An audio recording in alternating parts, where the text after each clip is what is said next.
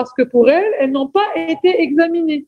Vous leur dites oui, vous avez un problème de santé, je ne vais pas vous prescrire de traitement aujourd'hui. Vous allez marcher un petit peu, 30 minutes, 20 à 30 minutes par jour. Vous allez réduire un petit peu la quantité de sucre dans votre assiette et normalement, ça devrait.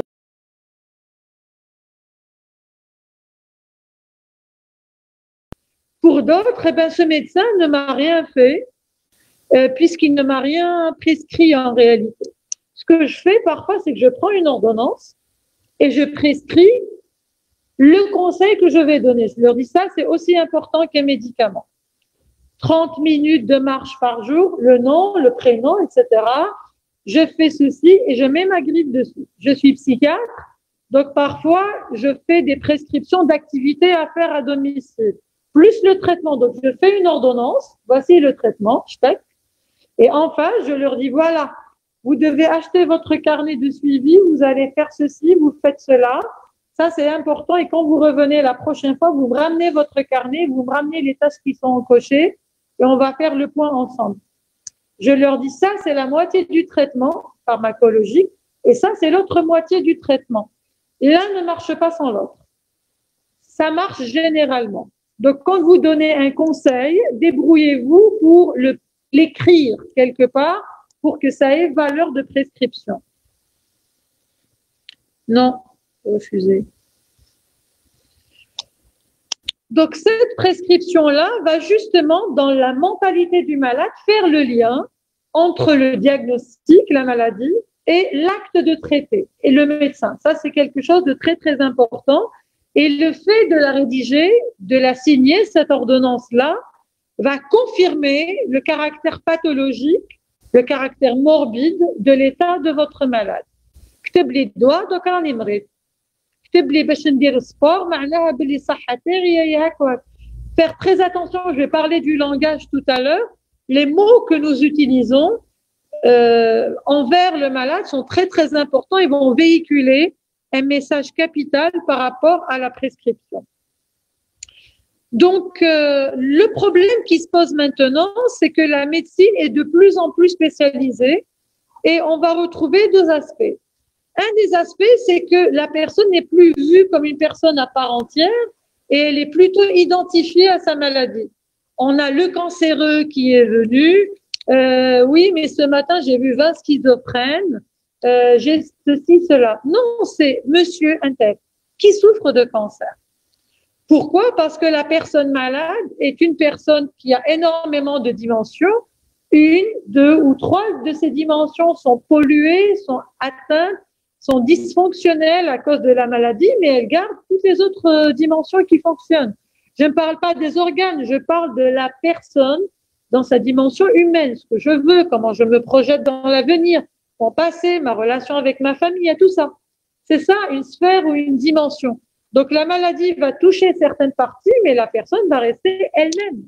Elle ne va pas devenir cancer numéro 1, cancer numéro 2, cancer numéro 3. Beaucoup de collègues identifient carrément les patients à un lit. Ah, tu as vu le lit 17 ? Je vais faire une injection au lit 21. Il est capital de continuer à considérer la personne comme un être humain, comme vous, comme vos parents, comme vos enfants. Et le fait d'identifier la personne à sa maladie, et parfois carrément à l'organe qui est malade, va dépersonnaliser la relation et va désengager un petit peu le médecin. Avant, la médecine n'était pas aussi hyper spécialisée, donc le même médecin pouvait s'occuper de la bronchite, de la douleur, de ceci, de cela, et il y avait le médecin chirurgien qui venait opérer. Maintenant, on va avoir en médecine N spécialités médicales. Et quand j'ai un patient, je l'envoie chez le cardiologue pour voir son état cardiovasculaire. Je l'envoie chez le néphrologue pour vérifier s'il a une insuffisance rénale. Donc, on a une petite tendance à découper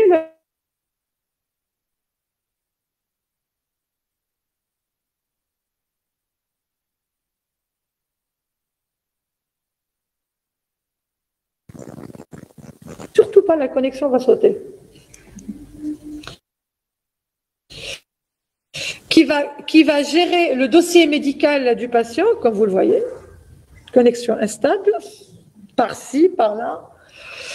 Et donc, le médecin généraliste va s'occuper un petit peu de tous les aspects du patient et il va coordonner avec les autres. Donc, en revenant chaque fois vers lui, le médecin ressent qu'il est une seule personne, qui n'est pas complètement dispatché.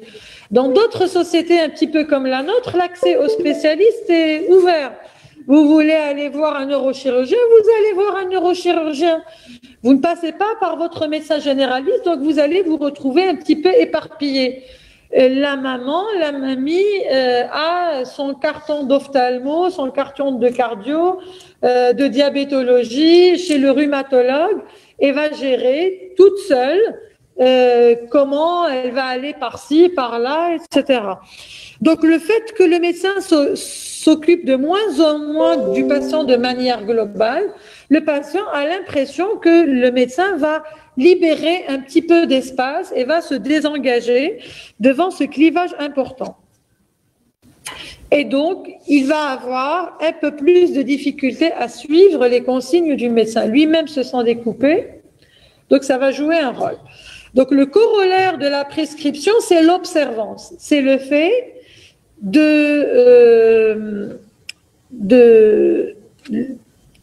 je vais le dire tout à l'heure par rapport à la prise de traitement, parce qu'on a plusieurs définitions de l'observance, mais globalement, c'est le respect de la prescription du médecin dans la quantité, dans la qualité, dans le retour. Et cette observance-là, qu'est-ce qu'elle a en face? Elle a justement cette implication du médecin. Donc, si le médecin se désengage et va déléguer sur 2, 3 autres médecins les soins sur le corps de ce malade, cela veut dire que le patient risque d'être désengagé lui aussi dans le lien et risque d'être moins observant.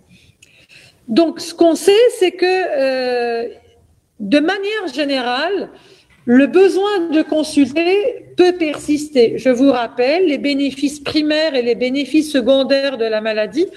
Et dans les bénéfices primaires, on a tous les mouvements émotionnels inconscients qui font que le corps va souffrir et que la demande de soins va se traduire à travers une souffrance psychologique et somatique, mais aussi c'est ce qui va déclencher la demande de soins.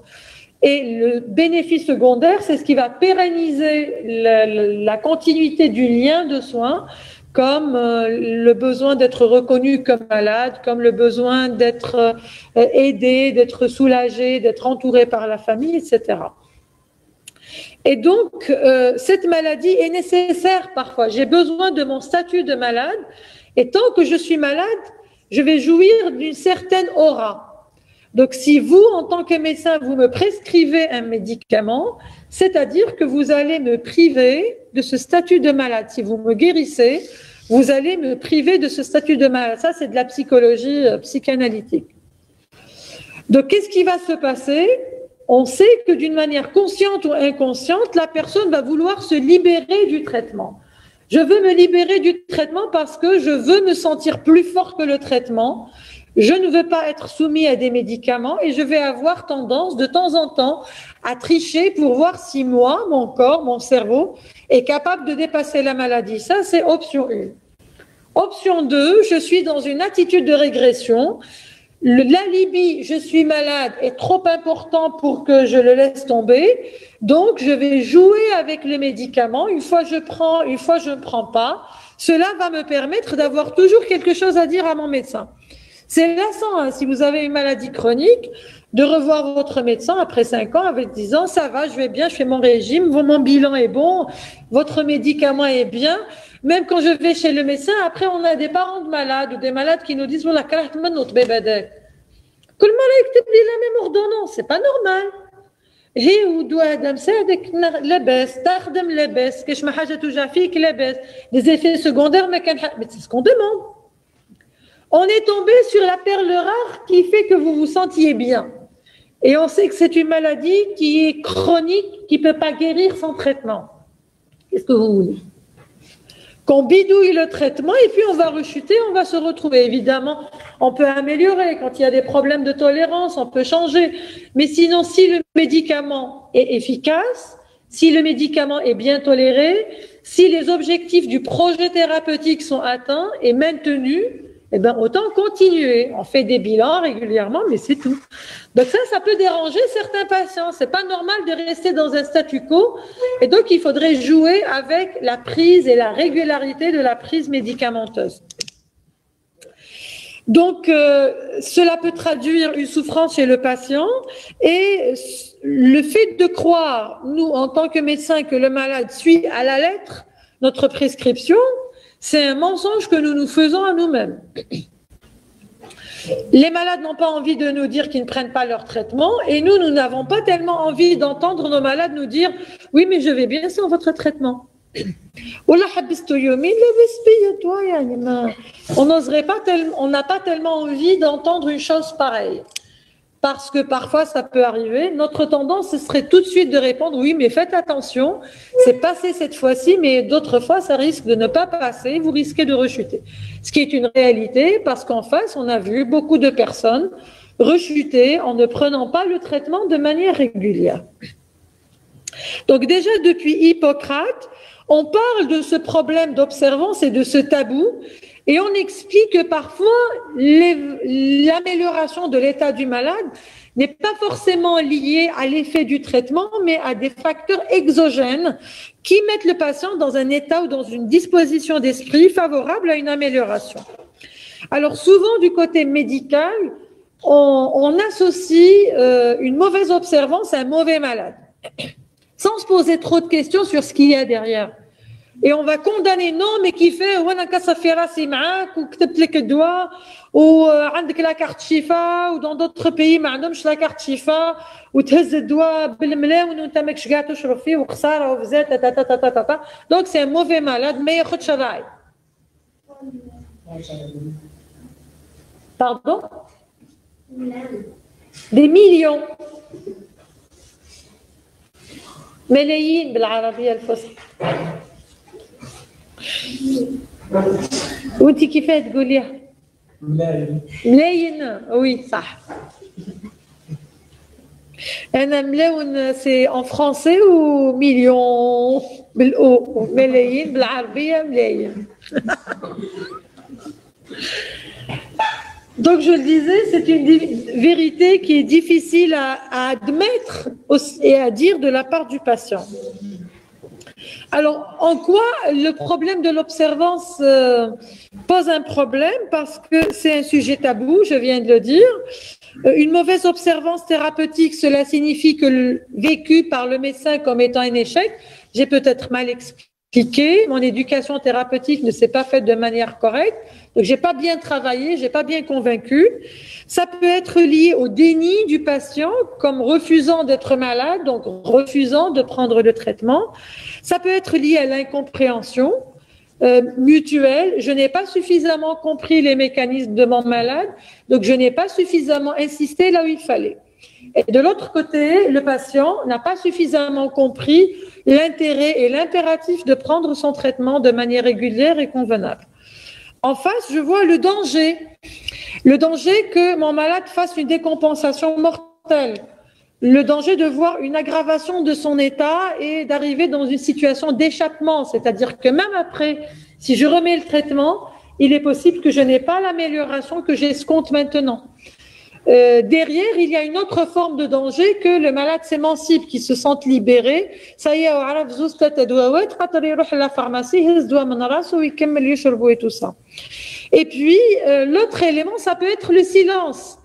Je me dis que peut-être mon malade ne prend pas, je pose la question, il me dit si je prends, mais peut-être que le fait de ne pas dire cache d'autres non-dits, cache une autre souffrance, un malaise dans la relation de soins, etc. Donc, de manière générale, l'observance et l'inobservance thérapeutique est un problème qu'on peut retrouver dans toutes les pathologies, dans toutes les spécialités, en médecine générale. On peut le retrouver même dans la prescription de bilan. Donc, on a des malades qui ont parfois un bilan annuel ou trimestriel. Et ça aussi, le fait de ne pas être régulier en faisant ce bilan-là, en faisant ces contrôles chez le médecin, c'est aussi un des phénomènes d'inobservance. Donc, c'est un phénomène qui est transnosographique. Nosographie, c'est pathologie en réalité. Cadre nosographique, ce sont des termes dont vous allez prendre l'habitude. J'ai une dépression, mais elle est dans quel cadre nosographique? Dans quelle grande famille de troubles? C'est un élément ou un phénomène qui est multivarié. Le même malade peut avoir une bonne observance pour les médicaments de la douleur, mais avoir une mauvaise observance pour les médicaments de la psychiatrie. Avoir une bonne observance pour le traitement que vous lui prescrivez et avoir une mauvaise observance pour le traitement que vous lui prescrivez. Et puis, c'est multifactoriel, c'est-à-dire que le même malade, avec le même médecin, la même maladie, les mêmes médicaments, peut être dans une disposition d'esprit pour prendre aujourd'hui, mais demain, il risque de ne pas prendre. Donc, il y a plusieurs définitions de l'observance. Une des définitions, c'est celle de Haynes, qui est que l'observance, c'est le degré de concordance entre le comportement d'un individu et le conseil ou le régime ou le suivi qui lui est proposé. Donc ça, c'est quelque chose de très important. Donc là, qu'est-ce qu'on a en face? On a la prescription du médecin et on a de l'autre côté ce que le malade va en faire. Plus c'est concordant, plus l'observance thérapeutique est bonne. Moins c'est concordant, moins on va tendre vers l'inobservance. Donc, je le disais, c'est un phénomène qui est multivarié, qui est complexe, et on va retrouver plusieurs déclinaisons. Généralement, le médecin va faire un raccourci dans sa tête qu'observance égale fidélité.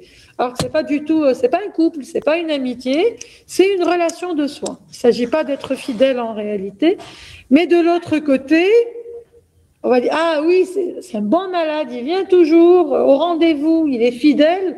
Et là, c'est le mauvais malade qui refuse le soin, qui fait pas le bilan, qui reste pendant des années perdu de vue, et puis qui revient avec des complications et une maladie qui a évolué. Donc, l'observance reflète comment la personne vit sa maladie, reflète comment la personne vit la relation de soins et la relation avec ces objets transitionnels que sont les médicaments. Donc, il y a un autre terme qui est la compliance. On l'utilise maintenant en français, même si le terme est vraiment d'origine anglo-saxonne. Et la compliance comporte le côté relationnel. L'observance, on est pratiquement dans l'ordre et l'exécution, et la régularité et la précision de l'exécution. La compliance comporte cette petite dimension affective de relation et de désir de plaire au médecin, qu'on va retrouver tout à l'heure dans le placebo, et parfois elle peut être même corrélée à la soumission à l'ordre. Donc l'observance est plutôt dans une relation qui est d'égal à égal entre le médecin et le patient. La compliance reflète un petit aspect paternaliste où le médecin est ascendant et le patient va se soumettre aux ordres, au conseil du médecin. Alors, l'observance n'est pas l'alliance thérapeutique. Je vous rappelle que l'alliance, ce sont tous les indices qui nous permettent de voir que l'engagement est tenu entre le patient et le médecin. Alors que là, l'observance n'est qu'un aspect de la relation. Madame. Dans la prescription. C'est-à-dire que le patient peut venir vous donner tous les symptômes, revenir dans les rendez-vous, et vous respecter, mais il a un souci avec un de vos médicaments. Donc, ce sont deux choses qui sont différentes. Seulement, ça se rejoint quand le malade ne vous le dit pas, ou bien quand le malade ne vient pas, ne prend pas tous les médicaments. La non-observance, si le malade vient, alors qu'en réalité, en basique, l'être humain ne veut pas le traitement. Il peut vouloir la relation de soins, mais ce n'est pas le traitement qu'il cherche. Le traitement ne va devenir qu'un véhicule en réalité. Donc en basique, le malade est inobservant. Et c'est nous qui allons le motiver à accepter de changer de comportement et à accepter de s'inscrire. Et aussi l'autre élément, c'est que le fait de ne pas prendre le traitement, l'inobservance, ça ne veut pas dire une mise en danger. Les malades qui ne prennent pas les médicaments de manière régulière ne sont pas tous suicidaires. Ils veulent pas tous se rendre malades malgré eux. Donc ça, ce sont parfois des confusions que nous faisons. Donc entre alliance et observance, c'est pas la même chose. Entre mauvaise observance et comportement autodestructeur, voire suicidaire, ce sont des choses différentes. Le malade veut aller mieux, mais ce que vous lui proposez ne lui convient pas, ce qui est totalement différent. Ou bien ce que vous lui proposez ne lui convient pas ici et maintenant. Il peut lui convenir après. Alors, il y a des situations particulières où il y a un tiers. C'est l'enfant, l'adolescent, la personne dépendante ou handicapée, où vous allez avoir affaire au malade, mais vous allez avoir affaire à celui qui va ramener le médicament et qui va donner le médicament, c'est-à-dire un intermédiaire entre vous et ce patient-là. Et dans ce cadre-là, on ne va pas simplement analyser le comportement du malade, mais on va aussi analyser la dynamique qu'il y a dans la famille, la position du malade par rapport à celui qui va lui remettre le traitement, et on est obligé de prendre en considération le comportement. Donc là, on aurait deux alliances à voir. L'alliance entre vous et le malade, et l'alliance entre vous et le parent qui va donner le médicament. Donc, quand il y a des ruptures, ça n'est pas forcément dû au malade qui a refusé, mais parce que la dynamique familiale n'est pas stable, n'est pas équilibrée. Alors, à quoi sert la non-observance? Quelle est sa valeur? Alors, je vous l'ai dit, basique, le basique, c'est la non-observance. Ça, c'est l'initial, c'est le prérequis. Nous allons le casser. Donc, à quoi ça peut servir? Ne pas prendre le traitement, ça veut dire que je veux me réapproprier mon corps. Ou bien ne pas prendre le traitement, ça veut dire je veux prendre la distance avec ce corps qui est malade. Donc, je vais chez le médecin, il me prescrit un médicament. Chaque fois que je vois ce médicament, ça va me rappeler que je suis malade, que mon corps ne va pas bien, etc. Donc, je préfère ne pas le prendre et je vois par moi-même, parce que quand je un comprimé, ça me rappelle que j'ai un cancer, quand je un comprimé, ça me rappelle que j'ai un diabète, que je n'ai plus le droit de manger du sucre comme je veux, que je suis diminuée par rapport aux autres personnes. Donc, j'essaie d'oublier que j'ai la maladie, et pour oublier que j'ai la maladie, j'oublie un indice qui est le comprimé que je dois prendre tous les jours. Donc là, c'est une explication.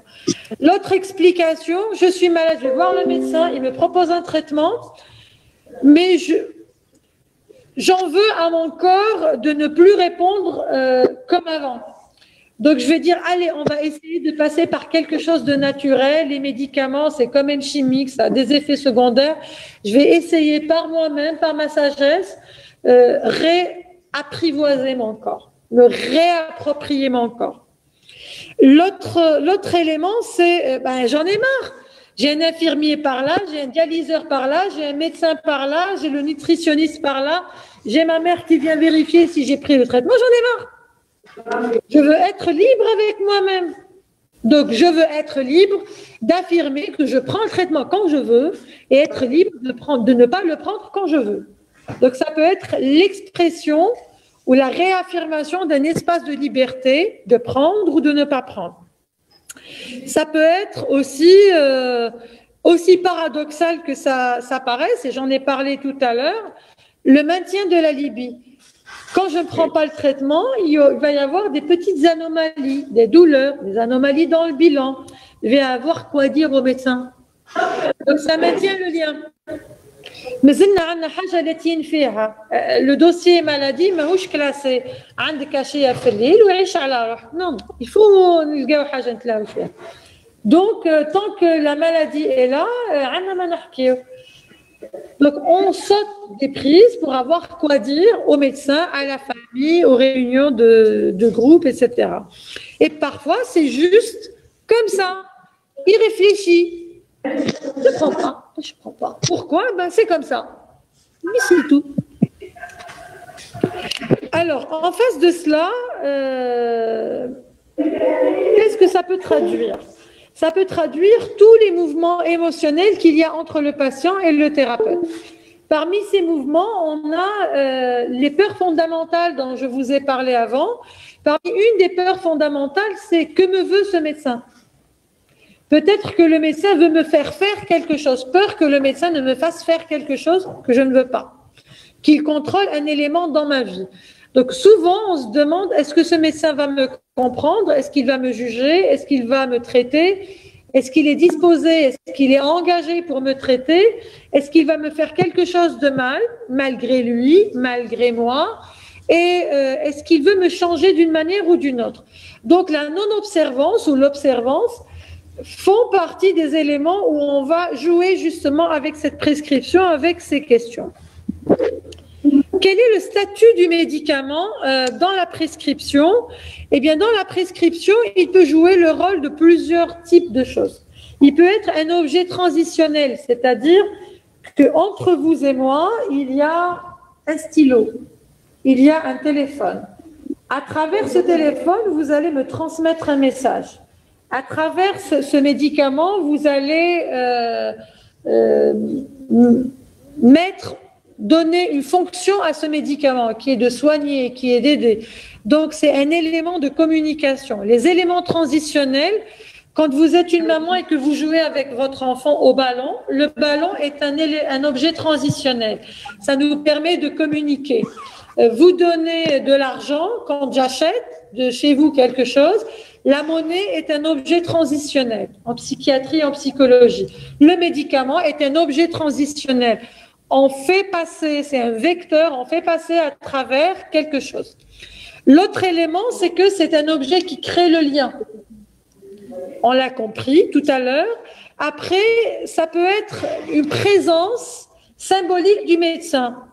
الطبيب وصاني قال لي عندك لازم تدير بيلان لازم تمشي لازم هاك وكل ليله نشرب هذيك الكاشي كل ما نجي نشرب الكاشي نتفكروا الطبيب تاعي كل اللي راهو حدايا الطبيب تاعي ويوله فيا ويفكر فيا في toutes les mesures toutes les précautions que je dois prendre. Ça c'est quelque chose de très important.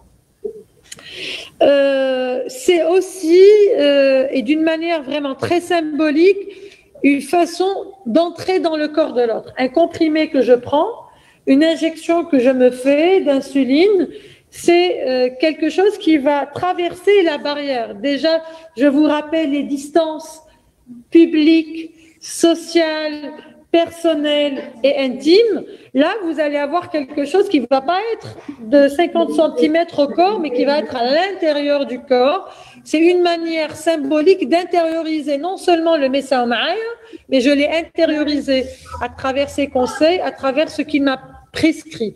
Et ça peut être vécu d'une manière différente d'une personne à l'autre. Laissez-moi tranquille. Ça peut être vécu d'une manière consciente ou inconsciente comme ça. Et parfois, ça peut être... J'ai des patients qui me disent j'ai toujours sur moi une boîte dentalgique ou j'ai toujours sur moi une boîte d'anxiolytiques de nos médicaments.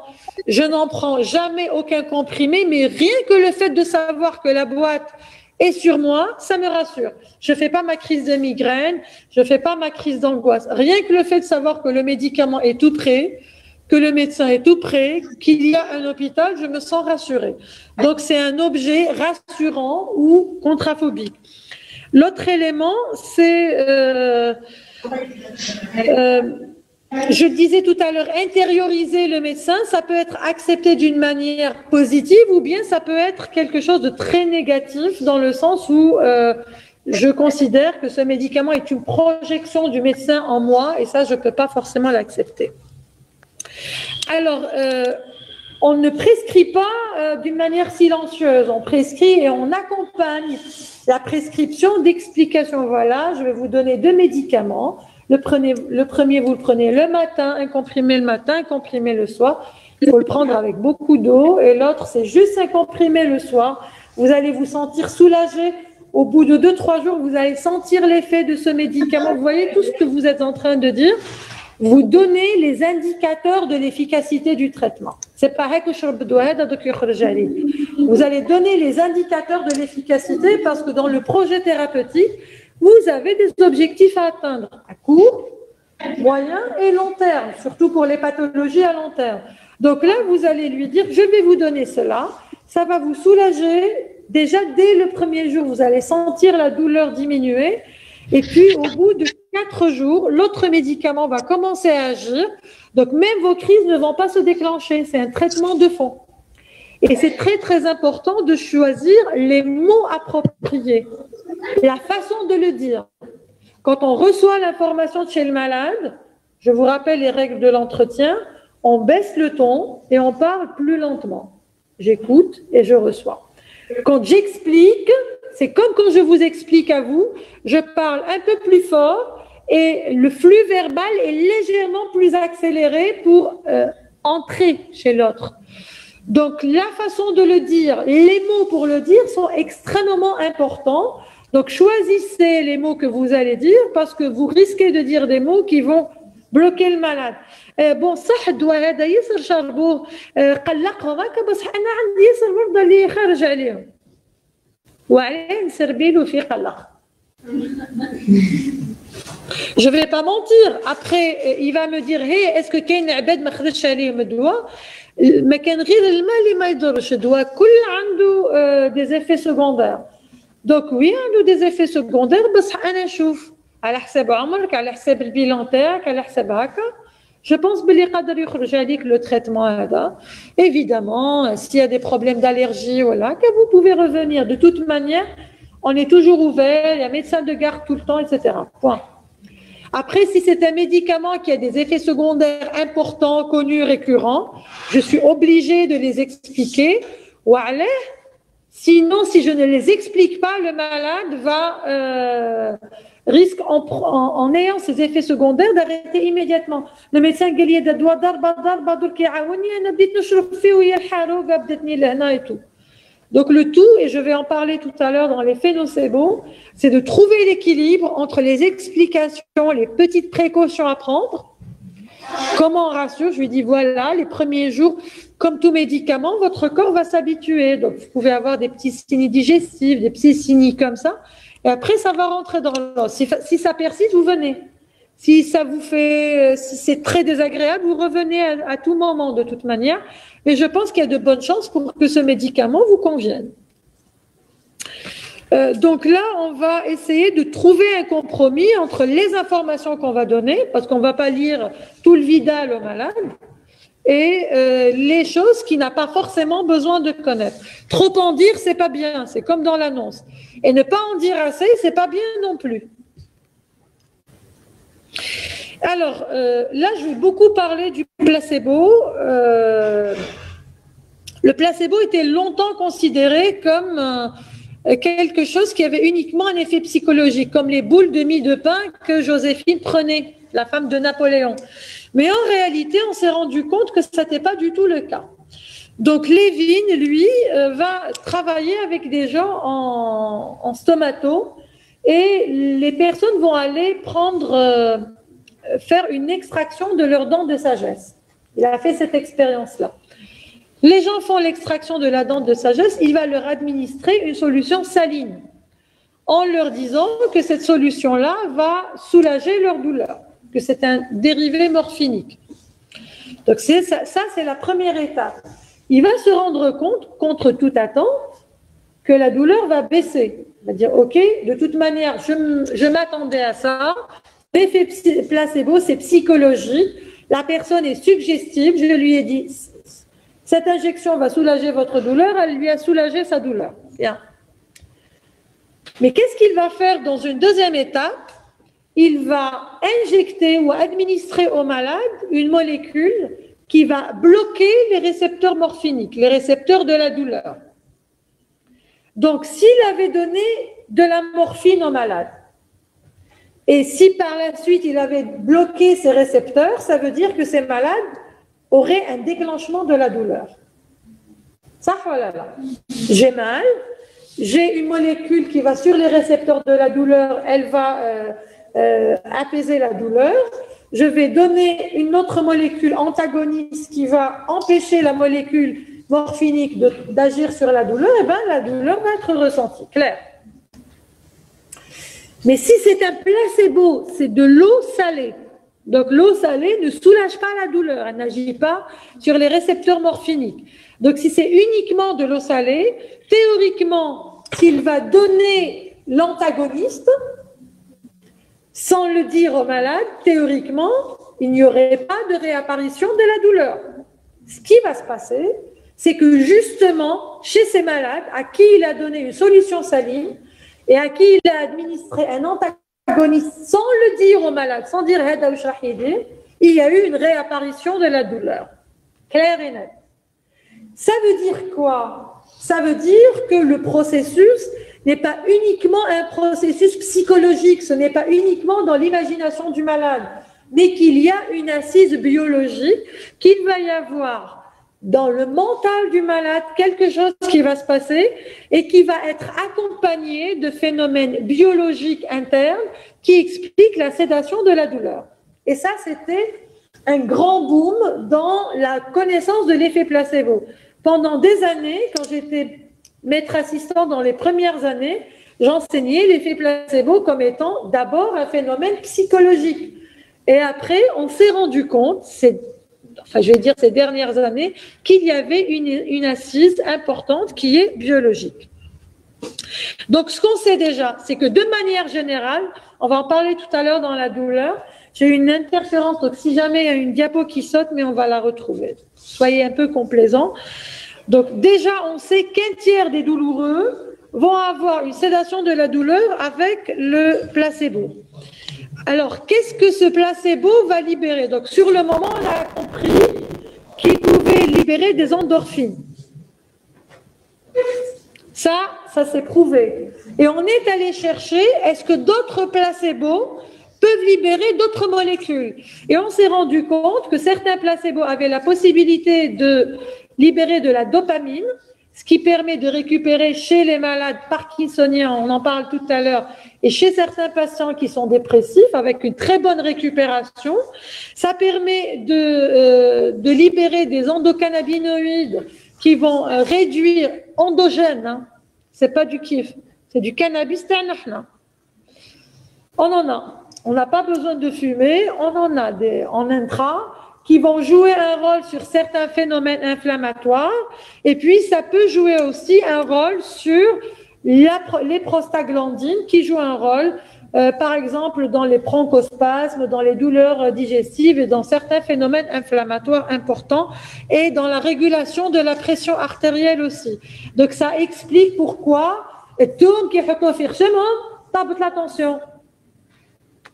أو مش التوم، هو التوم برك مشهور بأنه التوم يطيح لا طونسيون كي ناكلوه، مي في الخشم وفي الودنين ما عنده منين يفوت. سولمون كي تقيس لا طونسيون تاعها من بعد لما ميت تلقاها بلي راهي طاحت. Il y avait tout un chapitre sur l'homéopathie et placebo, نحيته لكم. Sinon ما نفضوش. Merci. Alors, comment ça marche? Alors, première chose, conditionnement pavlovien. Vous vous rappelez du petit chien de Pavlov? Bien, je ne vais pas rentrer dans le détail de Pavlov, mais imaginez que mon petit comprimé là, chaque fois que je le prends, mon mal de tête disparaît. Chaque fois que je le prends, mon mal de tête disparaît. Maintenant, vous allez me donner le même comprimé, mais sans le principe actif. Un vrai placebo, comme dans les essais cliniques, je le prends, la douleur a disparu. Les Algériens, يشري لك بوطة تاع أموكسيسيلين تاع صيدال يشربها يقول لك ارتحت و3 أيام من ورا زدت تعاود ترجع تقراجمي تشري تجيب له بوطة تاع كلاموكسيل envoyé par votre frère de France. يومي ضربة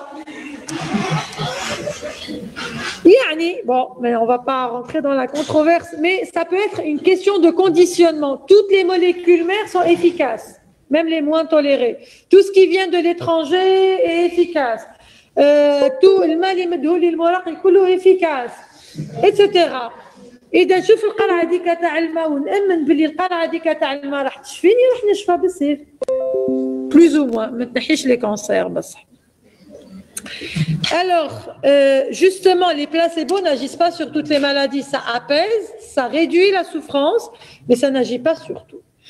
Donc, on peut avoir, pour certaines pathologies, une rémission spontanée, parfois une régression de l'ensemble des symptômes, parfois on peut avoir certains éléments qui partent et d'autres pas, et puis, dans d'autres situations, on peut avoir d'autres mécanismes, des mécanismes génétiques, l'attente du malade et le conditionnement, on va en parler. Donc là, c'est juste un exemple sur des neurotransmetteurs internes de la dopamine qui sont liés à des placebos ou bien à la libération au niveau du cortex cérébral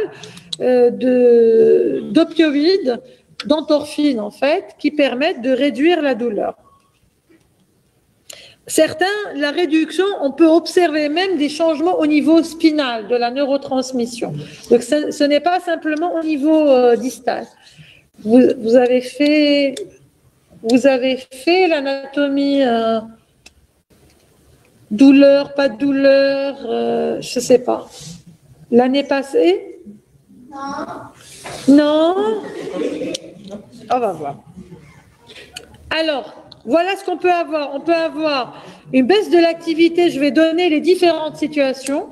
L'action sur la douleur, par exemple, on peut avoir une baisse de l'activité au niveau du thalamus et dans le cortex à différents niveaux.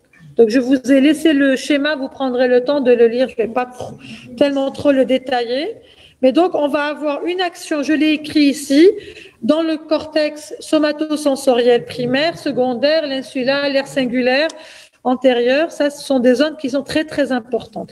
Et là, on vous met ce que ça libère.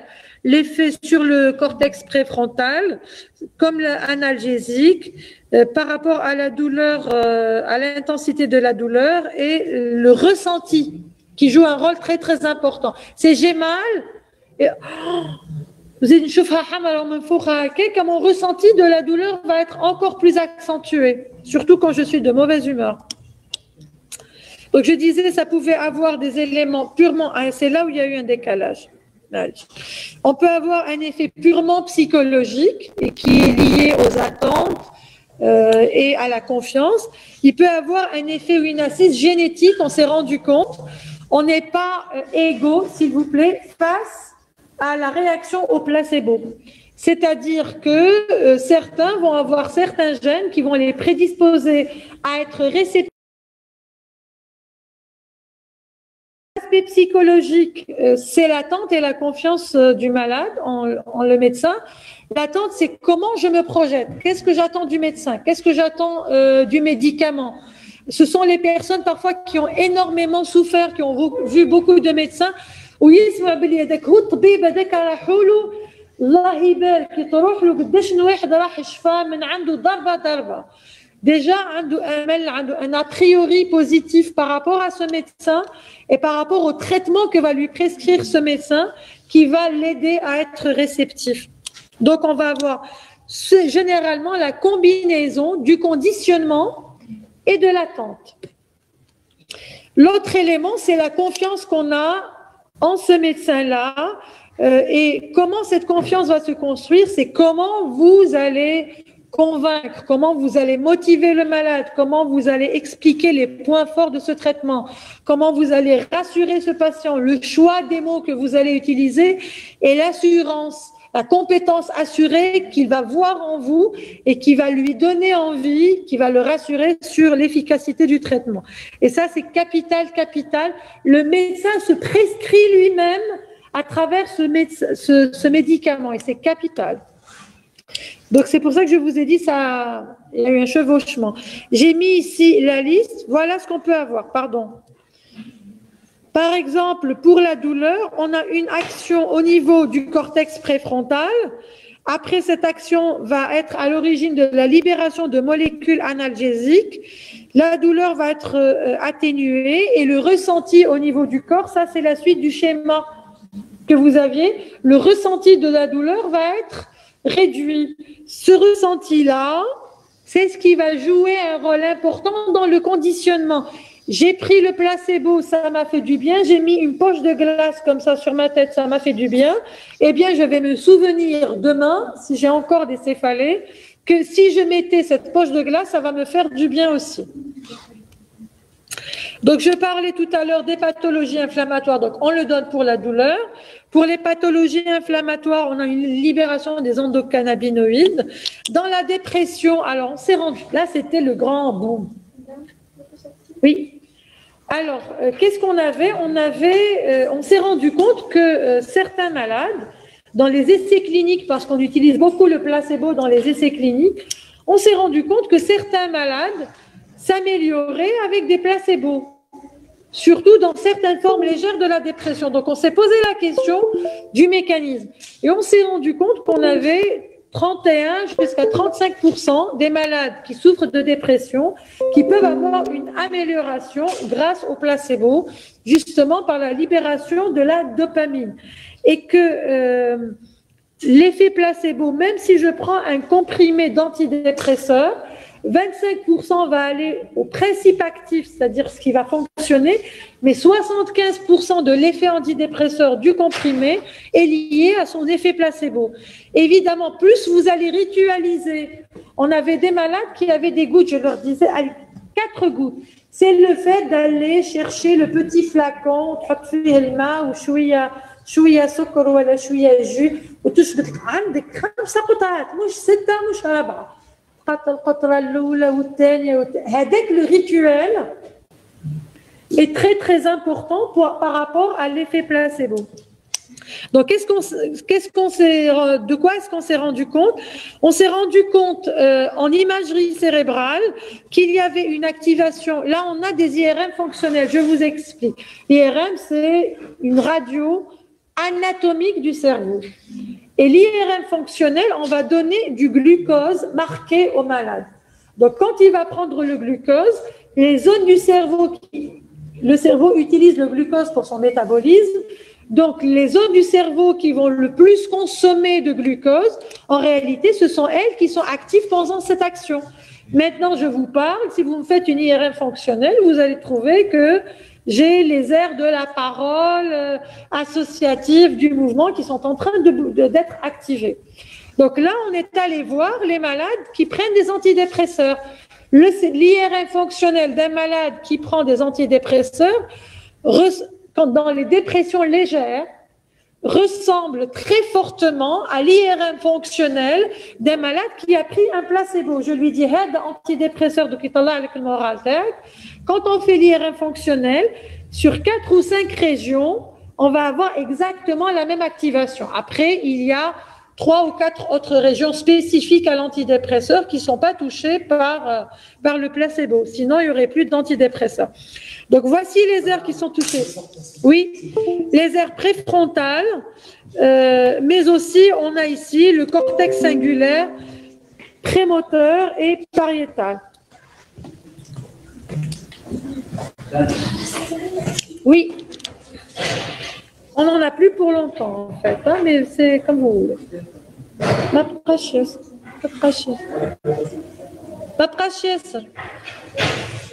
L'autre indication qui était vraiment là, il y a une série d'expériences faites là-dessus, c'est la maladie de Parkinson. Pour ceux qui ne connaissent pas, on va avoir une hyposécrétion de dopaminergique qui va être à l'origine d'une rigidité axiale et de tremblements avec beaucoup d'autres symptômes. Pour faire simple, c'est énormément de tremblements et de rigidité. Et on s'est rendu compte que chez certains patients parkinsoniens, il y avait une amélioration de leur état grâce au placebo, notamment dans les essais cliniques. Et cette amélioration est justement liée à la libération de la dopamine, comme je vous l'ai montré tout à l'heure sur le schéma, qui permet de corriger un certain déficit. Évidemment, dans les maladies de Parkinson très avancées, ça ne marche pas. Alors, quels sont les facteurs qui influencent la réponse au placebo? C'est le rituel lié à la prise de traitement, comme je vous l'ai dit. C'est l'attente de patients, comme je vous l'ai dit. C'est l'action somatique, notamment sur le cortex préfrontal. Et ce sont les données génétiques. Évidemment, il y a aussi ce qui va inhiber cette action. Et ce qui va inhiber cette action, ce sont d'autres éléments qui peuvent être liés à la relation au langage et à la représentation. Et c'est ce qu'on va voir tout à l'heure dans l'effet nocebo. Alors, on a des types, je vais parler tout à l'heure des placebos purs et impurs. Mais tout à l'heure, je vous dirai ce qui ne va pas. Donc, les autres éléments, c'est la relation médecin-malade, on l'a compris. Plus il y a de confiance, mieux le malade va accepter la prescription du médecin.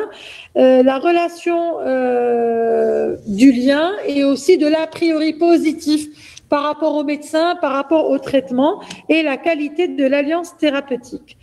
Ça, on en a parlé, la confiance, l'attention, le temps que vous prenez, comment vous écoutez votre malade, comment vous expliquez les 4 R, le renforcement pour l'empathie, le résumé, la reformulation pour que le malade sache que vous avez compris, la recontextualisation, ça c'est au début, mais pour la recontextualisation lui permet de voir à quel point vous êtes professionnel et précis aussi. Et puis, votre manière de prescrire, votre manière de convaincre, votre manière de choisir les mots. Et en face, ce qui peut déjouer, c'est votre hésitation. Alors, il y a quelque chose de particulier. Comme maintenant, la relation n'est plus parentale, on peut se permettre de discuter avec le malade. Je lui dis, voilà, j'ai 3 molécules que je peux vous prescrire. Les 3 sont très bonnes pour vous. Mais j'ai besoin de savoir comment vous voulez faire dans votre vie. Qu'est-ce que vous voulez en faire? نجم نمد لك دواء يخليك راقد طول وما يعديوا الايامات هذوما يروح القلقه et tout ومن بعد نخفف لك فيه et vous démarrez sur autre chose. Ou bien vous me dites je peux me contrôler un petit peu نمد لك واحد ينحي القلقه moins puissant mais نمد لك حاجه اللي تخليك تعطي لك l'énergie pour faire face. Donc, je discute avec les malades. Je ne suis pas en train d'hésiter, j'ai déjà mon idée derrière la tête, mais je fais participer mon malade dans l'entretien. Donc, là, il y a vraiment une limite qui est très fine entre je perds le contrôle et entre je sais où je veux aller et je fais participer le malade parce que lui est responsable de son état de santé et de ses choix. Donc, le placebo, c'est ce que je voulais dire, le placebo pur et impur. Le placebo pur, ça veut dire que vous n'avez aucun principe actif là-dedans. Il le prend, ouelou, périna, maïzena, amidon, belma ou le melh, c'est tout, même pas du sel. Et le placebo impur, ça veut dire qu'il y a un principe actif, mais ce principe actif n'est pas censé agir sur cela. Par exemple, je vais donner un comprimé de paracétamol à un parkinsonien. Ça ne donne rien du tout normalement. Mais si je lui dis هاك الكاشية هدية دركي تشربها من بعد 4 ساعات تحس روحك بديتي تترخف ويترخف صح. Ça veut dire que le paracétamol a peut-être agi sur la douleur, mais il y a une autre partie qui a agi sur la dopamine et qui n'a rien à voir avec le paracétamol. Donc c'est le côté impur. Donc impur, il y a un principe actif, mais j'attends un effet sur un autre symptôme qui n'est pas visé par le principe actif. Le placebo pur, je n'ai aucun principe actif et je vais avoir un effet placebo direct. Pour terminer, on va parler de l'effet nocebo. C'est exactement le contraire du placebo. C'est moi qui fais mal. يقول لك رحت للطبيب هذاك انا رحت مكرفس من عنده. الدواء تاعو يا لطيف. الفرم لي هذاك يدو فيها السم كيعمل لي هذيك البره هاك تضرب لي ديريكت في المخ تاعي يا لطيف ومن تما مانيش مليح ومن تما عينيا مبرار etc. Donc c'est vraiment l'alter ego, mais dans le négatif du placebo, c'est comment faire passer une information négative sur l'efficacité du traitement. Et généralement, ça va rehausser les effets secondaires. Parfois, même si la molécule ou l'objet que je vais donner n'a pas d'effet secondaire parce qu'elle est pure, mais le malade va venir me dire « j'ai des effets secondaires, ce qu'on sait, c'est que c'est très fortement lié à l'appréhension du malade. أني خايف منهم يمدوا لي دواء تاع العقلية يعني عم بالي الدروغ تاع العقلية دي يمدوا لي نضل نهار كامل وانا داخل. Vous lui donnez un médicament qui est psychostimulant يجيك يومين من ورا يقول لك عندي 4 سوايع يومين وانا غير راقد بعد. Alors que c'est pas, ça peut arriver. Dire ça peut arriver, mais déjà l'a priori négatif est important. Alors, plus on connaît, je reviens à ce que je disais tout à l'heure, plus on connaît les effets secondaires du traitement, plus on les a observés, par exemple, dans la famille, si on a eu d'autres malades dans la famille, plus on va avoir un risque d'effet nocebo, c'est-à-dire que l'acceptabilité du traitement risque d'être ne pas être bonne et le malade risque de faire vraiment ses effets secondaires. En plus de ça, si l'attitude négative du médecin dans la relation, dans la prescription, en hésitant beaucoup, en disant du mal du laboratoire, par exemple, j'ai goulou avec le laboratoire, et c'est pas la peine, et tout, ou il roule la pharmacie, il gagne la forme. ما كاين حتى مازال ما بلعاش الكاشي في فمه مازال ما بلعاش ويبدا عنده des démangeaisons. Et justement, ce côté, c'est ce qui est important. Je voulais vous l'expliquer tout à l'heure, j'ai zappé. Si on reprend le placebo impur, je prends mon comprimé. Normalement, il y a le temps de traverser mon tube digestif, d'être absorbé, d'être distribué dans le corps, etc. Donc, il y a un temps par rapport à toutes ces molécules. Vous allez faire la pharmaco, vous allez voir tout ça dans le détail. Et parfois, je sais que tel médicament ne va pas agir avant 3 semaines. Il va agir à minima sur la motricité, mais pas sur l'humeur. Et le malade vient, il me dit, Ambel, nhalou li sharabtou. حسيت روحي هك تهزيت نهار الثاني لاباس ضربه بريد ميراكل سبحان الله اي في بلاسيبو معناها بدا يخدم باللي زابريوري تاعو الدواء ومن بعد بدا يخدم صح يعني je ne peux pas me permettre de lui dire je me dis اما يكذب عليا il y a eu un autre événement, peut-être qu'autour de lui, dans la famille, en le voyant malade, la famille a changé d'attitude, est devenue plus contenante, etc. Il y a des phénomènes psychologiques. Il y a c'est un effet placebo. Il y a c'est un miracle. On a fait la médecine, mais c'est le miracle. Après, il faut quand même que vous connaissiez les molécules que vous allez prescrire. Vous êtes en 3e année. Prenez l'habitude, vous allez être sur des terrains de stage, même si la durée de votre présence sur les terrains de stage, ce n'est pas comme les 3e années comme d'habitude, mais profitez. Et pas que sur le terrain de stage, à la maison. Faites-vous, le conseil que je vous donne, faites-vous un cahier, un portfolio. Dans ce portfolio, vous avez ici les nouveaux termes sémiologiques. La définition en termes. Ça vous permet de travailler. Vous avez une autre partie, vous allez prendre des notices. Le paracétamol, ma mère prend de la digoxine, et en bas, vous allez mettre la classe thérapeutique, les principales indications, les principaux effets secondaires. Et prenez l'habitude de lire les notices POSO, les fiches POSO des médicaments. Ça vous permet de vous familiariser à un certain nombre de concepts. Vous allez vous habituer, cytochrome 24 ou 45, etc. Voilà, ça sert à quoi? Ça, c'est quelque chose d'important. Et puis, chaque fois que vous faites un geste, la 3e partie, vous allez le mentionner. Aujourd'hui, j'ai mesuré la pression artérielle en simulation voilà, sur le malade. Comme le dit l'OMS, aujourd'hui, j'ai visualisé une vidéo sur YouTube sur l'auscultation cardiaque, etc., etc. Tous ces éléments, il faut que vous les ayez. Il faut de l'âme, vous allez voir tout ce que vous avez capitalisé pendant l'année. Ces éléments-là, vous pourriez en avoir besoin. Et sur ce point, je reviens au premier cours de l'examen mental. Donc, la sémiologie psychiatrique a été enlevée. Donc, ce qu'on vous rajoute, on vous dit, voilà, dans l'examen mental, j'ai la présentation, le discours et ceci, cela, c'est pour que vous connaissiez les principaux chapitres, que vous ayez une petite idée sur certaines anomalies. Mais ce n'est pas pendant cette année que vous allez faire toute la sémiologie psychiatrique ou à froid. On nous a dit dans la réforme, ça va être intégré au module de psychiatrie. Donc, les éléments de sémiologie, on va vous les donner, mais parce que يسر عليكم. لازم يتشافوا يتسمعوا نعاودوا لكم نفهموكم comme ça vous allez les comprendre. Donc, c'est juste pour que vous ayez une idée. Je vous dis trouble du langage, vous aimez, mais quel trouble du langage? Trouble de l'alimentation, oui, mais comment? Qualitatif, quantitatif, en plus, en moins, boulimie. Il y a des choses qu'on connaît, mais il y a d'autres qui sont un peu plus abstraites pour vous. Donc, en les lisant, ça vous permet de vous faire une idée, mais ce n'est pas tout à fait ça qu'on cherche. Ce n'est pas le contenu sémiologique de l'examen mental. Selon les principaux chapitres, ça, oui. هنا لازم نشوف كيفاه يهضر كيفاه يتحرك كيفاه يحرك راسه اسكو يشوف معايا ما يشوفش il accepte la main tendue il est à bonne distance il est éloigné on va les revoir en simulation dans des jeux de rôle ensemble donc voilà merci de votre patience et c'est le dernier cours de psychologie